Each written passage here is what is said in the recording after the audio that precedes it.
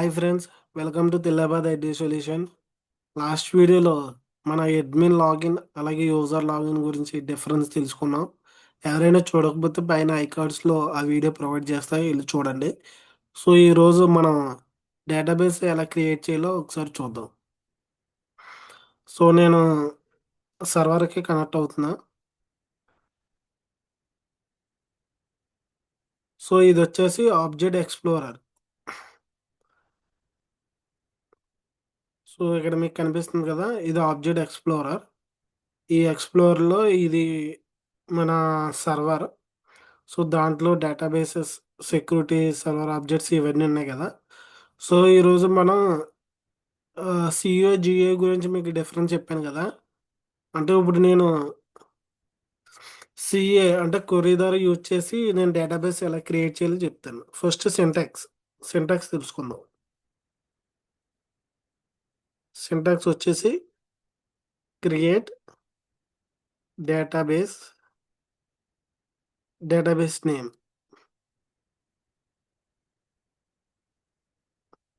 So ఇది వచ్చేసి syntax అన్నమాట. సో ఇప్పుడు ఇది మాస్టర్లో ఉంది. సో నేను ఇప్పుడు డేటాబేస్ కొత్తది క్రియేట్ చేస్తున్నా. Create database, database name Venkat. So syntax వచ్చేసి క్రియేట్ డేటాబేస్, డేటాబేస్ నేమ్ కదా, ఇక డేటాబేస్ నేమ్ దగ్గర వెంకట్ అని ఇచ్చా.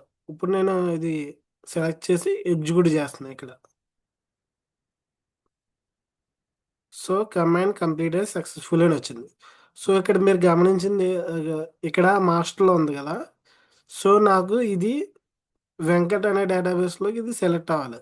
సో ఇప్పుడు నేను ఏం చేస్తానంటే టూ టైప్స్గా మన ఇది డేటాబేస్ను వెంకట్ అనే డేటాబేస్ని సెలెక్ట్ చేయొచ్చు. ఫస్ట్ నార్మల్గా క్వరీ యూజ్ చేసి చేద్దాం. యూజ్ వెంకట్. సో ఇక్కడ చూడండి, ఇక్కడ మాస్టర్ ఉంది కాబట్టి ఇక్కడ వెంకట్ వస్తుంది. నేను ఇది సెలెక్ట్ చేసి యూజ్ వెంకట్ అనేది సో ఎగ్జిక్యూట్ చేస్తున్నా. సో ఇక్కడికి వెంకట్ అనే మారింది కదా. సో ఇప్పుడు నార్మల్గా మీరు ఇందాక మాస్టర్ ఉంది కదా, ఇక్కడే నేను కొరికి లేకుండా నేను ఇక్కడ సెలెక్ట్ చేస్తున్నా. ఇక్కడ మాస్టర్ వచ్చింది కదా, సేమ్ అట్లానే ఇక్కడ మామూలుగా వెంకట్. సో ఇంతే ఈ డేటాబేస్ క్రియేట్ చేయడం. సో ఇప్పుడు నేను డేటాబేస్ క్రియేట్ చేశాను కదా, ఇది వెంకట్లో ఉంది. సో ఇప్పుడు నేను ఆబ్జెక్ట్ ఎక్స్ప్లోరర్ క్లిక్ చేస్తున్నా, డేటాబేస్లో క్లిక్ చేస్తున్నా. చూడండి ఇక్కడ అడ్వెంచర్ వర్క్స్ అనే డేటాబేస్ ఉంది, వెంకట్ అనే డేటాబేస్ ఉంది. సో ఈ డేటాబేస్ ఎక్స్పెండ్ చేసి ఏమో ఉన్నాయో చూద్దాం. సో ఈ డేటాబేస్లో database diagrams, tables, views, external resources, synonyms, programmability, query store, service broker, storage, security ఇవన్నీ అవసరం లేదు. ప్రజెంట్ ఏంటంటే ఈ వెంకట్ అనే డేటాబేస్లో మన టేబుల్స్, వ్యూస్, సో ఈ ప్రోగ్రామబిలిటీలో స్టోర్ ప్రొసీజర్స్, ఫంక్షన్స్, అలాగే డేటాబేస్ ట్రిగ్గర్స్ ఇవన్నీ ఉంటాయి. సో ఇది క్లాస్కి వెళ్ళి కొలిది మీకు అర్థమవుతుంది.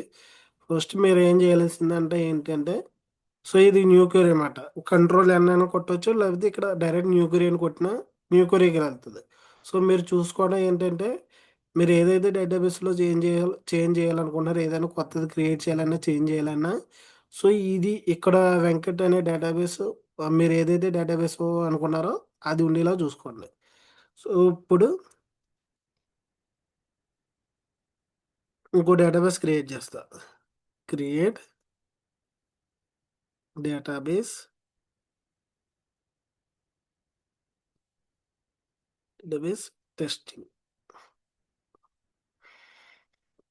సో ఇది క్లిక్ చేస్తున్నా, ఈ క్వెరీ క్లిక్ చేసి ఎగ్జిక్యూట్ చేస్తున్నా. సో కమాండ్ కంప్లీటెడ్ సక్సెస్ఫుల్ అని వచ్చింది. మనం చూడాలంటే ఇప్పుడు సో ఇక్కడికి వెళ్తాం. సో మీరు చూడండి, మీకు ముందే చెప్పాను ముందు వీడియోలో, మనం ఏదైనా చేసినా ఒకవేళ ఇక్కడ రిఫ్లెక్ట్ అవ్వకపోతే రీఫ్రెష్ చేయాలి. రీఫ్రెష్ చేస్తే రిఫ్లెక్ట్ అవుతుంది. సో ఇక్కడ అడ్వెంచర్ వర్క్స్ వెంకట్ ఉంది. ఇప్పుడు నేను ఏం చేశాను, టెస్టింగ్ అనే డేటాబేస్ నేను క్రియేట్ చేశాను. సో అది రిఫ్లెక్ట్ అవ్వాలంటే ఇక్కడ డేటాబేస్ మీద రైట్ క్లిక్ ఇచ్చి రీఫ్రెష్.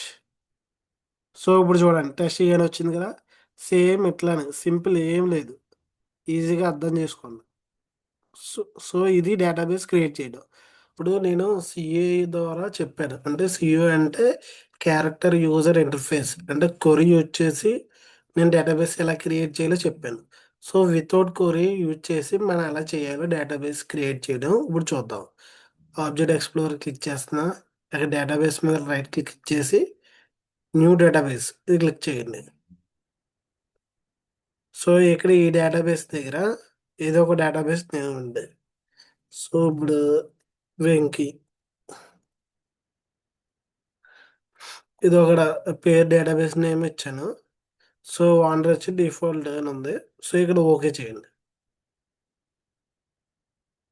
సో ఇక్కడ డేటాబేస్ క్రియేట్ అయింది. ఇప్పుడు ఆ డేటాబేస్ క్రియేట్ అయ్యి ఉందో లేదో ఒకసారి చెక్ చేద్దాం. సో ఇక్కడ వెంకీ అని ఉంది చూసారా. సో ఇక్కడ నేనేం చేశాను, కొరీ యూజ్ చేసి నేను డేటాబేస్ క్రియేట్ చేశాను వితౌట్ కొరీ. అంటే జియో మోడ్లో గ్రాఫికల్ యూజర్ ఇంటర్ఫేస్ యూజ్ చేసి నేను ఈ వెంకీ అనే ఒక డేటాబేస్ క్రియేట్ చేశాను.